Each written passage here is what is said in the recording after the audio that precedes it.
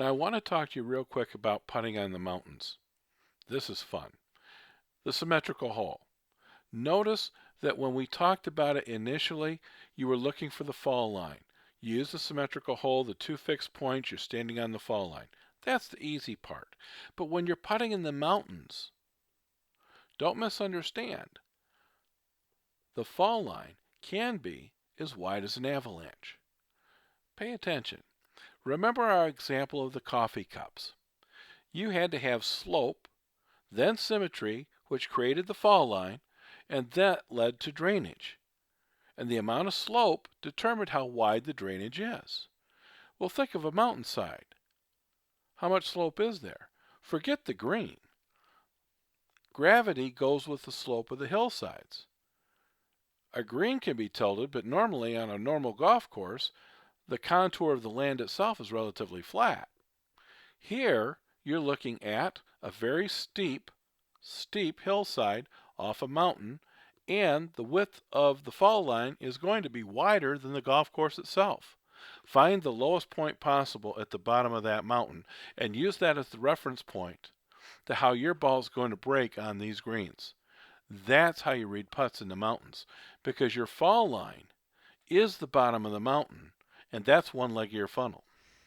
Now for a moment I want to talk to you about the oceans and the Great Lakes. It works exactly the same way as the mountains. The difference is in the mountains you can see the bottom. You can't with the water in the way. The ball on a green by the Great Lakes or the oceans doesn't break to the water. It breaks to the low point underneath. That's why the water's there. It's lower than anything else on land.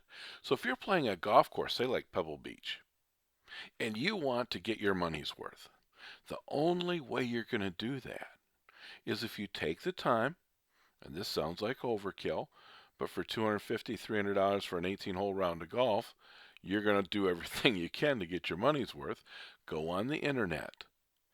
Look up the charts, the ocean charts or the Great Lakes charts for the lowest point near that golf course out under the water. That is where everything's going to gravitate to, just like the water does. The golf ball's going to do the same thing.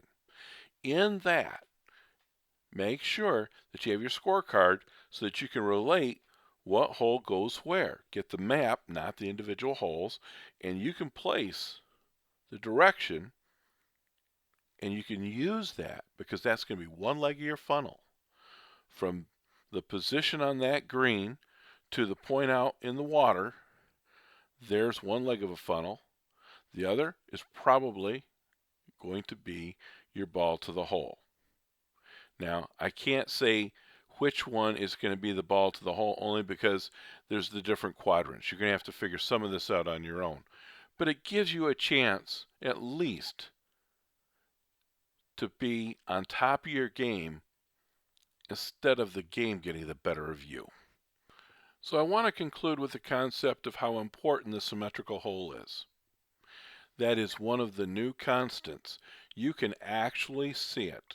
Just like grain, drainage, or slope, you can find where the dirt and the cup disappear into the grass. It is exactly the same and just as obvious. Once you find that, the fall line itself becomes a constant because you'll be standing on it once you find the symmetrical hole.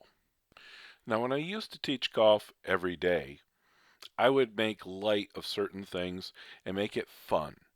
You see, golf is a game that's supposed to be fun. The more enjoyment you have, the more you learn.